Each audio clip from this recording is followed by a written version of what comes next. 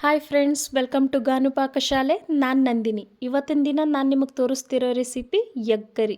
ಈ ರೆಸಿಪಿನ ಮಾಡೋಕ್ಕೆ ಒಂದು ಮಿಕ್ಸಿ ಜಾರಿಗೆ ಶುಂಠಿ 2 ಇಂಚು, ಹಾಗೆ 1 ಗಡ್ಡೆ ಬೆಳ್ಳುಳ್ಳಿ, 2 ಮೀಡಿಯಮ್ ಸೈಜ್ ಆನಿಯನ್ನು, ಹಾಗೆ ಒಂದು 10ರಿಂದ 12 ಆಗುವಷ್ಟು ಕಾಳುಮೆಣಸು, ಹಾಗೆ 4 ಲವಂಗ, ಹಾಗೆ 2 ಇಂಚ್ ಆಗುವಷ್ಟು ಚಕ್ಕೆ, ಹಾಗೆ ಖಾರಕ್ಕೆ ಅನುಗುಣವಾಗಿ ಹಸಿಮೆಣ್ಸಿಕಾಯಿ ಕೂಡ ಬಳಸ್ತಾ ಇದ್ದೀನಿ. ನಾನಿಲ್ಲಿ 4ರಿಂದ 5 ಜನಕ್ಕೆ ಮಾಡ್ತಿರುವಂಥದ್ದು ರೈಸ್ ಜೊತೆ ಊಟ ಮಾಡೋಕ್ಕೆ. ಅದಕ್ಕಾಗಿ ನಾನು ಗ್ರೇವಿ ಜಾಸ್ತಿ ಬೇಕು ಅಂತ ಹೇಳಿ ಇಂಗ್ರೀಡಿಯೆಂಟ್ಸ್ನ ಜಾಸ್ತಿ ಹಾಕಿದ್ದೀನಿ. ಹಾಗೆ 1 ಮುಷ್ಟಿ ಆಗುವಷ್ಟು ಕೊತ್ತಂಬರಿನ ಸೇರಿಸಿ ಅಗತ್ಯ ಇರೋಷ್ಟು ನೀರನ್ನು ಸೇರಿಸಿ ಪೇಸ್ಟ್ ಮಾಡಿ ಒಂದು ಕಡೆ ತೆಗೆದಿಡಬೇಕು. ನಂತರ ಒಂದು ಕಡಾಯಿನ ಕಾಯೋಕ್ಕಿಟ್ಟು ಇದಕ್ಕೆ 3ರಿಂದ 4 ಟೇಬಲ್ ಸ್ಪೂನ್ ಆಗುವಷ್ಟು ಅಡುಗೆ ಎಣ್ಣೆನ ಸೇರಿಸ್ಕೊಬೇಕು. 2 ಪಲಾವ್ ಎಲೆನ ಮುರಿದು ಸೇರಿಸ್ತಾ ಇದ್ದೀನಿ. ಹಾಗೆ 1/4 ಟೀ ಸ್ಪೂನ್ ಆಗುವಷ್ಟು ಸೋಂಪನ್ನು ಬಳಸ್ತಾ ಇದ್ದೀನಿ. ಇದು ಹಾಕೋದ್ರಿಂದ ಟೇಸ್ಟು ಚೆನ್ನಾಗಿರುತ್ತೆ ಅಂತ ಹೇಳಿ. ಹಾಗೆ 1 ಆನಿಯನನ್ನು ಚಿಕ್ಕದಾಗಿ ಕಟ್ ಮಾಡಿ ಕೂಡ ಸೇರಿಸ್ತಾ ಇದ್ದೀನಿ. ಇದಿಷ್ಟನ್ನು ಸೇರಿಸ್ಬಿಟ್ಟು ಚೆನ್ನಾಗಿ ಫ್ರೈ ಮಾಡ್ಕೊಬೇಕು. ಈರುಳ್ಳಿ ಹೊಂಬಣ್ಣ ಬರೋ ತನಕ ಫ್ರೈ ಮಾಡ್ಕೊಬೇಕು. ಇದನ್ನು ಈ ಈರುಳ್ಳಿ ಬಣ್ಣ ಸ್ವಲ್ಪ ಬದಲಾದ್ಮೇಲೆ ಇದಕ್ಕೆ 1/4 ಟೀ ಸ್ಪೂನ್ ಆಗುವಷ್ಟು ಅಡುಗೆ ಅರಿಶಿನ ಪುಡಿನ ಸೇರಿಸ್ಕೊಂಡು ಚೆನ್ನಾಗಿ ಮಿಕ್ಸ್ ಮಾಡ್ಕೊಬೇಕು. ಇದು ಚೆನ್ನಾಗಿ ಫ್ರೈ ಆದಮೇಲೆ ಇದಕ್ಕೆ ನಾವು ಏನು ಮಸಾಲೆ ರುಬ್ಬಿಟ್ಕೊಂಡಿದ್ವೋ ಅದನ್ನು ಈ ಟೈಮಲ್ಲಿ ಸೇರಿಸ್ಕೊಬೇಕು. ತಕ್ಷಣಕ್ಕೆ ನೀರನ್ನು ಸೇರಿಸೋದು ಬೇಡ. ನಾವು ಹಸಿಯದೇ ರುಬ್ಬಿರೋ ಪದಾರ್ಥಗಳು ಹಾಕಿರೋದ್ರಿಂದ ಅದಕ್ಕೋಸ್ಕರ ಚೆನ್ನಾಗಿ ಫ್ರೈ ಮಾಡ್ಕೊಬೇಕು. ಇದನ್ನು ಹಸಿ ವಾಸನೆ ಹೋಗೋವರೆಗೂ 1 ನಿಮಿಷ ಈ ಮಸಾಲೆನ ಫ್ರೈ ಮಾಡ್ಕೊಂಡಾದಮೇಲೆ ಇದಕ್ಕೆ ಮಿಕ್ಸಿ ಜಾರಿಗೇ ಸ್ವಲ್ಪ ನೀರನ್ನು ಸೇರಿಸಿ ಅದನ್ನು ಸಹ ಆ್ಯಡ್ ಮಾಡ್ತಾಯಿದ್ದೀನಿ. ಎಕ್ಸ್ಟ್ರಾ ನೀರು ಕೂಡ ಆ್ಯಡ್ ಮಾಡ್ತಾಯಿದ್ದೀನಿ. ಈ ರೀತಿಯಾಗಿ ನೀವು ಕನ್ಸಿಸ್ಟೆನ್ಸಿ ನೋಡಿಕೊಂಡು ಹೆಚ್ಚು ಕಡಿಮೆ ಮಾಡ್ಕೋಬೋದು ನೀರನ್ನು ಸೇರಿಸ್ಕೊಳ್ಳೋದು.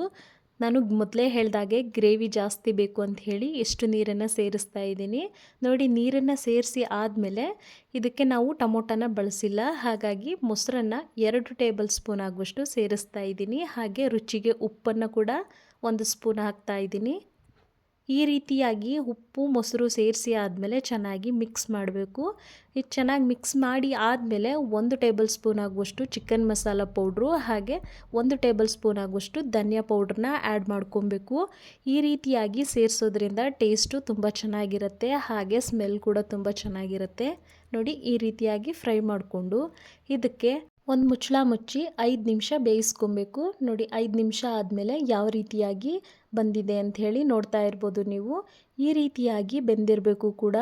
ಈ ರೀತಿ ಬೇಯಿಸಿ ಮಾಡೋದ್ರಿಂದ ತುಂಬ ಟೇಸ್ಟ್ ಚೆನ್ನಾಗಿರುತ್ತೆ. ನೋಡಿ, ಕನ್ಸಿಸ್ಟೆನ್ಸಿ ನೋಡ್ತಾ ಇರ್ಬೋದು ನೀವು ಯಾವ ಹದದಲ್ಲಿದೆ ಅಂಥೇಳಿ. ಈ ಟೈಮಲ್ಲಿ ಇದಕ್ಕೆ ಸ್ವಲ್ಪ ಕೊತ್ತಂಬರಿ ಸೊಪ್ಪನ್ನು ಆ್ಯಡ್ ಮಾಡ್ಕೋಬೇಕು. ಹಾಗೆ ಕಸ್ತೂರಿ ಮೇಥಿ 1/2 ಟೇಬಲ್ ಸ್ಪೂನ್ ಆಗುವಷ್ಟು ಹಾಕ್ತಾ ಇದ್ದೀನಿ. ಇದಿಷ್ಟನ್ನು ಸೇರಿಸ್ಬಿಟ್ಟು ಇದಕ್ಕೆ ನಾವು ಮೊದಲೇ ಬೇಯಿಸಿಟ್ಕೊಂಡಿರೋ ಮೊಟ್ಟೆಗಳನ್ನ ಆ್ಯಡ್ ಮಾಡ್ಕೊಬೇಕು.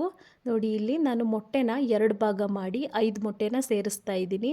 ಕಟ್ ಮಾಡಿರೋ ಮೊಟ್ಟೆನ ಉಲ್ಟಾ ಹಾಕ್ಕೋಬೇಕು. ಈ ರೀತಿ ಹಾಕೋದ್ರಿಂದ ಉಪ್ಪು ಖಾರ ಎಲ್ಲ ಚೆನ್ನಾಗಿ ಹಿಡಿಯುತ್ತೆ.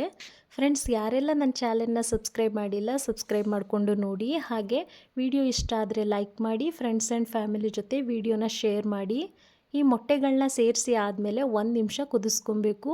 ಈ ರೀತಿಯಾಗಿ ಕುದಿಸ್ಕೊಂಡು ಸ್ಟವ್ ಆಫ್ ಮಾಡಿ ಸರ್ವ್ ಮಾಡಿದರೆ ರುಚಿಯಾದಂಥ ಎಗ್ ಕರಿ ರೆಡಿಯಾಗುತ್ತೆ.